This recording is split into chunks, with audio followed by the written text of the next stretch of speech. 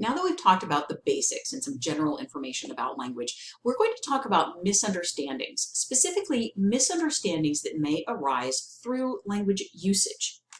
So when we talk about misunderstandings arising from the way you use language, the first item on our list is equivocal words. These are words that have more than one definition. Equi means equal, voc means voice. So these are words that speak with equal voices. They can have more than one perfectly acceptable definition. Like, I had a student who was an artist, and she said sometimes people would look at her art and go, interesting. So interesting is an equivocal word. It could mean interesting, like interesting, I'm actually interested in this. It could mean interesting, great, and cool. Or it could mean interesting, I don't know what to make of this. Or it could be interesting, I don't like this, but I'm trying to not hurt your feelings, right? So it's one of those words that people use because it is equivocal. It can have multiple meanings. And in fact, when they do that, they are using equivocation. Equivocation is where you are deliberately being vague in order to accomplish some goal. And sometimes the goal is just diplomacy. You're just trying to be tactful. Sometimes it's you don't want to be pinned down. Meaning is relative. Relative words are words that gain meaning through comparison. So people sometimes ask me, you teach at Collin College, is that a big college or is it a small college? And if I say, oh, it's pretty big, but they're thinking in their mind, they're comparing it to UT Austin. Okay, UT Austin has one dorm that is so big it literally has its own zip code. So it is huge. So then, they come to Collin College and they're like, this isn't big, because what they're comparing it to. So it takes its meaning from comparison to something else. So you have to provide what you're comparing it to. So I might say, well, it's big compared to Grayson County Community College, but it's small compared to UT Austin. Or what I usually do is I just am more concrete and I say we have about 54,000 students. So that's how big we are. So again, it depends on your reference point. So be careful about relative words, because if you don't provide the thing you're comparing them to, then people won't know big relative to what or small relative to what. Next, language differs by community. And here we're talking about community in two different ways. We're talking about geographic location, and we're also talking about the community that you find that you kind of bond together through shared interests or knowledge or whatever. So slang is language used by a group of people whose members belong to a similar co-culture or other group.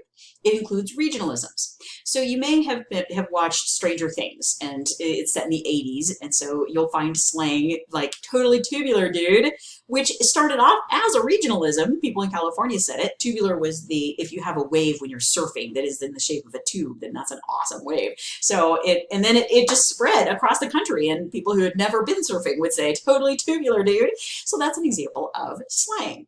In Texas, we're likely to say y'all. In other areas of the country, like in the north, you might be more likely to say you guys. You say y'all in the north too, and you guys in Texas, but you might be more likely to hear y'all in the south as opposed to the north. So it does include regionalisms. Oh, I have a good one. I had a student who was from Wisconsin, and she said that in Wisconsin, they call water fountains bubblers. So when she first moved to Texas, she's like, hey, where's a bubbler? And people were like, we don't know what that means because we call them water fountains.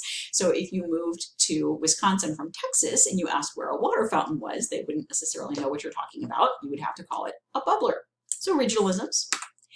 Jargon is another kind of language that is shared by a particular community. It is the specialized vocabulary that functions as a kind of shorthand for people with common backgrounds and experience. So think of it as related to occupation. It's a little bit more formal than slang. For example, lawyers might say, I need a writ of habeas corpus, or we need to present a prima facie case. If you're a photographer, you might talk about f-stops, which is the opening of the aperture when you're taking a picture. If you have low light, you need a wider f-stop. So if you're a photographer and you're talking to your clients, you would need to explain what you're talking about. Like low light means I'm going to have to use a larger f-stop, which means it's more likely to be blurry, for example. And if you are a lawyer, you might have to explain what a writ of habeas corpus is. And there's a lot of detail and complexity that goes into that. So sometimes people will say, why do you use jargon? Why don't you just say what you mean? Well, because it takes a lot more time to explain the concept. So it literally is shorthand. It's much quicker and more efficient if you're talking to people who are in the know, if you can use jargon. But of course, if you're not talking to people who are in the know, then you would have to explain. Next, language is nuanced. So you need to know, for example, what a euphemism is. The prefix EU means pleasant or beautiful. It's from the Greek. So for example, a euphonium is a musical instrument that makes beautiful sounds. Eu for beautiful and phon for sound. A euphemism is a pleasant term substituted for a more direct one. For example, we might say he passed away instead of he died because we are trying to sort of soften it. So that's what a euphemism is. You have to be kind of careful with euphemisms because it can sometimes soften it too much. Euphemisms may not be desirable because, for example, if you say domestic disturbance and what you're really referring to is severe abuse, well, it can make it sound like it's not so bad. Somebody hears the term domestic disturbance and they're not going to be picturing severe abuse. Remember, the words we use influence our thinking and they influence the thinking of the person who's on the receiving end, right? So sometimes you might have to say severe abuse. It is ugly and we should use the ugly term, because otherwise if we try to prettify it and make it seem more pleasant, then people don't work to solve the problem. They don't realize it is a problem. So you have to be careful about trying to soften things so much that people don't realize they're a problem. Ways to avoid misunderstandings arising from language. First of all, of course, use slang and jargon with caution. The person you're talking to may not understand the slang or jargon that you're using. Explain your terms. So for example, if you use the term f-stop and your clients don't know what that means, or writ of habeas corpus and your clients don't know what that means, you would need to explain it. And usually you can tell by the facial expression. They're like, wait, what? Be specific. Like if somebody says, do you teach at a large college or a small college? Then I might say, well, district-wide we have 54,000 students. So I'm being specific.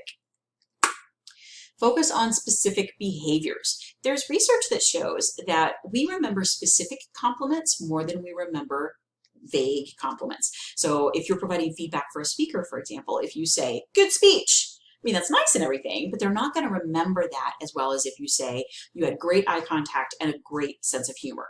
Right? We're going to remember those specifics a lot better. So if you want somebody to remember your message, be specific. Be careful with euphemisms and equivocations. Again, those are inherently confusing. They are inherently vague. So, for example, when I was about 8 years old, I was being babysat by a lady in our neighborhood, and she was talking about her husband. And I said, where is your husband? And she said, oh, he's gone. And I'm 8, remember? And I was like, really? Gone where? Like, oh, and what did she mean? Yes, she meant that he had died. So she was using gone as a euphemism for died, or he had died. And I did not know that. So you may need to think about your audience when you're using euphemisms. They may not know what you mean. Or you may be making it seem too pleasant when actually you're masking an ugly truth, and maybe that truth should not be masked. Same with equivocations. My student who is the artist who said people will say, interesting. She would rather get an honest response. If you don't like her art, that's fine. She would rather you say, it's not my thing. I don't quite get it.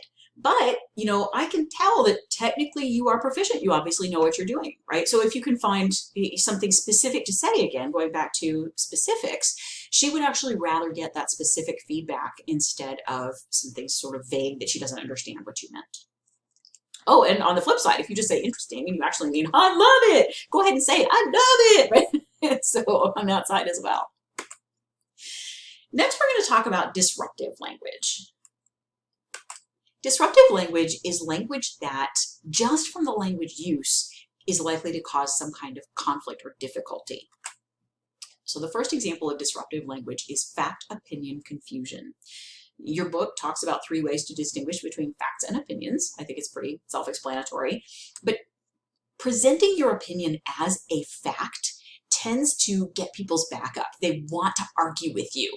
So for example, I have a friend, whenever we go to the movies, it doesn't matter what actor it is, he's going to say, oh, Ben Affleck, terrible actor. Like, and even if you don't like Ben Affleck's acting or you think he didn't do a great job in that movie, it just makes you want to argue. You want to go, well, you know, I'm sure there are people who enjoy his acting, or he was really good in such and such a movie. So just the fact that it is presented as a fact, even though it's really an opinion, is what makes people want to argue. If you're in Texas in August and it's 100 degrees and your friend goes, Texas weather is terrible, even if you agree 100 degrees is too hot, you still want to go, well, you know, I'm sure some people enjoy the heat, right? Or it's not always this hot. You just want to argue. So fact opinion confusion is likely to lead to an argument when you didn't necessarily have to have one. So just present actual facts, like it is 100 degrees. That is a fact. Or I do not like the heat. That is also a fact, right? You are expressing your opinion. It's clear that it's your opinion. I do not like the heat. And we can say, I totally get that. I myself, I like the heat, but I can totally understand how it might be hard on you. Next is fact inference confusion. An inference is an assumption we make based on somebody's behavior. So if you're delivering a speech and you have a friend in class and they yawn really big in the middle of your speech, you might infer from that that they're finding your speech boring. Now, if you treat that inference as a fact, you can get yourself in trouble because your assumption may be completely wrong. So after class, if you go to them and say, hey, what was up with that? That was really rude. They're going to be like, what are you talking about? And then you'd have to say, okay, you yawned in the middle of my speech. Obviously, you were bored. And then they might go, dude, I had to pull an all-nighter study for my biology test. I was tired, right? Or I'm taking a medication that makes me sleepy. Or I have narcolepsy, whatever. So ask first, hey, you yawned in the middle of my speech. It could be that you were just really tired. It could be that you found my speech boring. What's going on? Why'd you yawn? That, by the way, is perception checking. Describe behavior, give two possible interpretations, and request clarification. So the behavior is you yawned, two possible interpretations, could be tired, could be bored, request clarification, what's going on? And then they can say, I don't even remember yawning in your speech, but I am really tired. Right? So you can get clarification that way. You're going to have much more enjoyable interactions with people if you don't just make assumptions and treat those assumptions as facts. That's going to require you to do a lot of backtracking once you figure out what's really going on.